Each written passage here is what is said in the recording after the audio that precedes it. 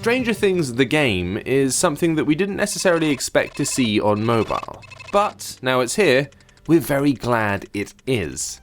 It's based on the Netflix series, it's totally and utterly free, as in completely free, no IAPs or anything, just download and play it, and it's just good. It takes the form of an action-adventure game with a little dungeon crawling thrown in, set in the iconic town of Hawkins. The controls are super simple, tap to walk and tap to interact. That includes punching, shooting, braking, and so on. You can also drag your finger across the screen if you've got some distance to cover and don't want to keep tapping. You start off in Hawkins' lab, cast as Chief Hopper, as he sets about finding the missing cast of kids. Each character that joins your team has a specific skill to help you overcome enemies and obstacles. Hopper has a mean right hook, while Caleb, for example, has a slingshot, which can flip switches from a distance. You need to solve a bunch of puzzles throughout each level and figure out how best to fight different enemies without dying.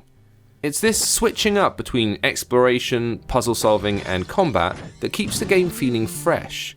Even though it's a top-down game, it's got that Metroidvania quality of revisiting old locations with new assets and information.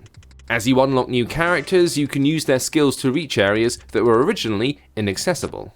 There's stuff to collect, like heart pieces to increase your health, to gnomes and egos. What's more, this is a free game with quite a bit of meat on it. There are 6 chapters, each of which take a fair amount of time to complete, and 6 characters to unlock. If we had a gripe, it would be that it gets a bit samey after you've been playing for a few hours, so perhaps it's a game best played in chapters rather than in one go. But for what is essentially a super long advert, Stranger Things the game hits all the marks you'd want to hit as both a decent tie-in and a nice homage to the 80s and 16-bit arcade adventures.